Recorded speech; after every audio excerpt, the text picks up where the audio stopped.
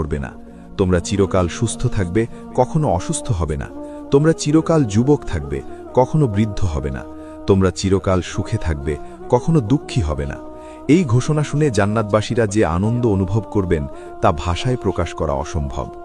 এবার একটি হাদিসের কথা বলি, যেটা শুনলে আপনার গা শিউরে উঠবে। সহি মুসলিমে বর্ণিত হয়েছে, জান্নাতবাসীরা জান্নাতে প্রবেশ করার পর মৃত্যুকে একটি সাদা কালো দুম্বার রূপে নিয়ে আসা হবে। তখন একজন ঘোষক ঘোষণা করবেন, হে জান্নাতবাসীরা, তোমরা কি এটাকে চেনো? তারা ঘাড় উঁচু করে তাকিয়ে বলবেন, হ্যাঁ, এটা হলো মৃত্যু। তারপর জাহান্নামবাসীদেরও জিজ্ঞেস করা হবে, হে জাহান্নামবাসীরা, তোমরা কি এটাকে চেনো? তারাও বলবেন, হ্যাঁ, এটা হলো মৃত্যু। তারপর সেই দুম্বাকে জান্নাত এবং জাহান্নামের মাঝখানে জবাই করা হবে, অর্থাৎ মৃত্যুকে মেরে ফেলা হবে। তারপর ঘোষণা করা হবে, হে জান্নাতবাসীরা, এখন চিরকাল থাকো, আর মৃত্যু নেই।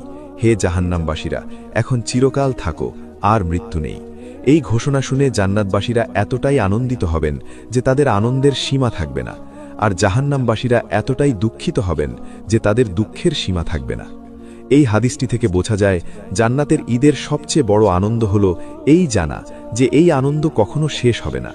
দুনিয়াতে আমরা যখন কোনো আনন্দ পাই, তখন মনের কোণে একটা ভয় থাকে যে এই আনন্দ একদিন শেষ হয়ে যাবে। ঈদের দিন সকালে যখন আনন্দ শুরু হয়, সন্ধে নাগাদ একটু মন খারাপ হয় যে ঈদ শেষ হয়ে যাচ্ছে। কিন্তু জান্নাতের ঈদ কখনো শেষ হবে না। প্রতি সপ্তাহে নতুন ঈদ, নতুন আনন্দ, নতুন নেয়ামত, এবং এটা চলতে থাকবে অনন্তকাল, অসীমকাল, কখনো শেষ হবে না। প্রিয় দর্শক, এবার আসি আরেকটি গুরুত্বপূর্ণ প্রশ্নে। জান্নাতে কারা যাবে? জান্নাতের এই ঈদের আনন্দ কারা পাবে? এটা কি শুধু কিছু বিশেষ মানুষের জন্য, নাকি সবার জন্য?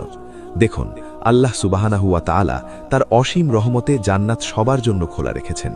যে কোনো মুসলিম যে আল্লাহর উপর ঈমান আনে, রাসূলুল্লাহ সাল্লাল্লাহু আলাইহি ওয়াসাল্লামকে শেষ নবী হিসেবে মানে এবং আল্লাহর হুকুম মেনে চলার চেষ্টা করে, সে ইনশাআল্লাহ একদিন জান্নাতে যাবে। কিন্তু এখানে একটি কথা মনে রাখতে হবে, জান্নাতে যাওয়ার জন্য শুধু মুখে মুখে বলা যথেষ্ট নয়। আমাকে ঈমান আনতে হবে, আমল করতে হবে, গুনাহ থেকে বিরত থাকতে হবে, তওবা করতে হবে। আল্লাহ তাআলা পবিত্র কোরআনে সূরা আলে ইমরানের 133 নম্বর আয়াতে বলেছেন, তোমরা তোমাদের রবের ক্ষমা এবং জান্নাতের দিকে ধাবিত হও, যার প্রশস্ততা আসমানসমূহ এবং জমিনের সমান, যা মুত্তাকীদের জন্য প্রস্তুত করা হয়েছে। এখানে মুত্তাকী শব্দটি লক্ষ্য করুন। মুত্তাকী মানে হলো যারা আল্লাহকে ভয় করে, যারা আল্লাহর আদেশ মানে, যারা আল্লাহর নিষেধ থেকে বিরত থাকে। জান্নাত এই মুত্তাকীদের জন্যই প্রস্তুত করা হয়েছে। এবার চলুন জানি জান্নাতের বিভিন্ন স্তর সম্পর্কে, কারণ জান্নাতের ঈদের দিনেও বিভিন্ন স্তরের জান্নাতবাসীরা বিভিন্ন ধরনের সম্মান পাবেন। জান্নাতের সবচেয়ে উঁচু স্তর হল